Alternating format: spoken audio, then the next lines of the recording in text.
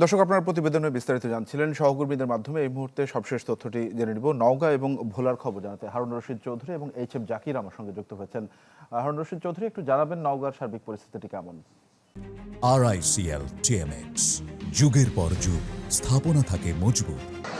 গতকালকে থেকে জানাচ্ছিলাম, আসলে আপনারা জানেন যে নওগাঁর একদমই সীমান্তবর্তী যে উপজেলা পোরশা উপজেলা, সেখানে মূলত সবচাইতে হামের যে প্রাদুর্ভাব সেটি বেশি ছিল, যার কারণেই সেইখান থেকে এই টিকা দানের যে কার্যক্রম সেটি আসলে শুরু হয়েছে। গতকালকে 667 জনকে দেওয়া হয়েছে, সকাল থেকে শুরু করে বিকেল 5টা পর্যন্ত। সেখানে আসলে টার্গেট আছে 17,500-এর কিছু বেশি এবং টিকা এসেছে 18,000-এর মতো। এবং স্থানীয় স্বাস্থ্য বিভাগ তারা কিন্তু যে মসজিদের যে মাইকগুলো আছে সেগুলো সহ তারাও ব্যক্তিগতভাবে বিভিন্ন জায়গায় মাইকিং করছে, যাতে কোনো শিশু ওই এলাকার এই হামের টিকার যে দেওয়া হচ্ছে সেটির বাহিরে না যায়। তবে কিছু মানুষজন আসলে খানিকটা বিভ্রান্তির মধ্যেও পড়ছেন, যারা আসলে এর আগে দুটি টিকা নিয়েছেন কিংবা কিছুদিন আগেও নিয়েছেন, তারা আসছেন এবং তাদেরকে যেটি বলা হচ্ছে যে ওই রেগুলার যে দুটি টিকা নেওয়া হয় হামের, সেই দুটি টিকা নেবার পরে যদি 28 দিন পার হয় তাহলে একজন শিশু আসলে এই যে সাপ্লিমেন্ট যে টিকাটি দেওয়া হচ্ছে সেটি আসলে নিতে পারবে, এমনটি বলা হচ্ছে।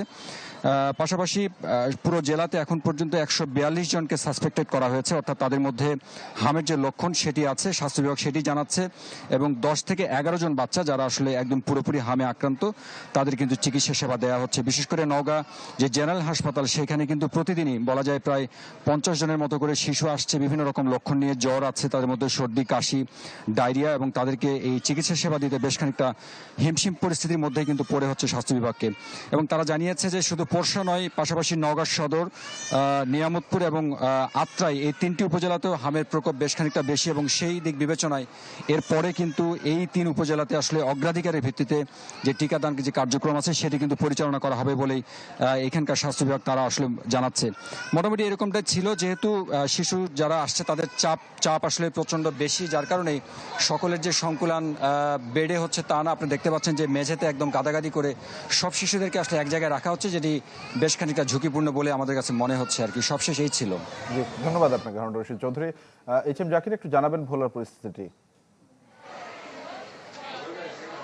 হ্যাঁ, তানভীর, শুরুতে আমি যে বিষয়টি বলছি সে এক ছাদের নিচে হাম, নিউমোনিয়া সহ সকল ধরনের শিশুদের চিকিৎসা, সেটি হচ্ছে এক ছাদের নিচে। আমি যদি একটু দেখানোর চেষ্টা করি যে যেহেতু হাম একটি ছোঁয়াছুঁয়ি রোগ, সেখানে আমরা দেখতে পাচ্ছি যে এখানে যে বলার যে 250 শয্যার জেনারেল হাসপাতালটি রয়েছে, এখানে একদিকে বেড সংকট, অন্যদিকে চিকিৎসক সংকট, নার্স সংকট, সব দিকে একটি সংকটের মধ্য দিয়ে কিন্তু চলছে ভোলার 250 শয্যা জেনারেল হাসপাতালের চিকিৎসা সেবা কার্যক্রম। তার মধ্যে আমি যেই ফ্লোরে রয়েছে এটি হচ্ছে শিশু ওয়ার্ড।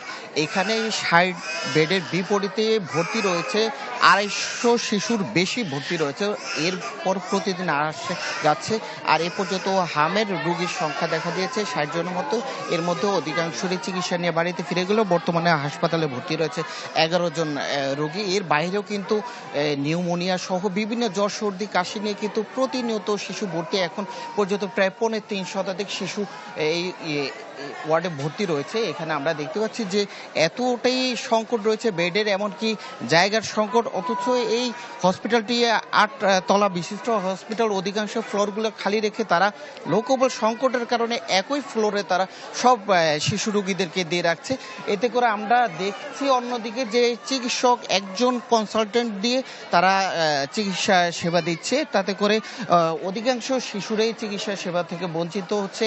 যেই শিশুর কাছে আজকে ডাক্তার আসবে, হয়তো 2 দিন পর আবার সেই শিশু সেই ডাক্তারের দেখা পাবে। এমন একটি পরিস্থিতিতে প্রত্যেকটি বেডে 3 জন, 4 জন, 2 জন এভাবে শিশুদেরকে দিয়ে রাখা হয়েছে। পাশাপাশি তাদের সাথে আসা যে সকল অভিভাবকরা বলছেন তারা খুবই ঝুঁকিতে রয়েছে, যেহেতু হাম একটি ছোঁয়াছুঁয়ি রোগ, তাতে করে একই ফ্লোরে একই ছাদের নিচে এইভাবে থেকে কিন্তু খুব সংকটাপন্ন অবস্থায় সকলে রয়েছে। আমরা দেখছি যে অভিযোগ রোগীদের অন্ত নেই। তারা এক কথায় বলছে যে কোনোভাবেই তারা সঠিক চিকিৎসা সেবা পাচ্ছে না।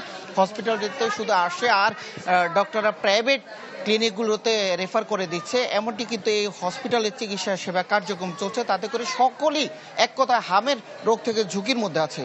তানভীর, জাকির, ধন্যবাদ আপনাকে। আমরা আশা করছি কর্তৃপক্ষ এই বিষয়ে যথাযথ ব্যবস্থা গ্রহণ করবে।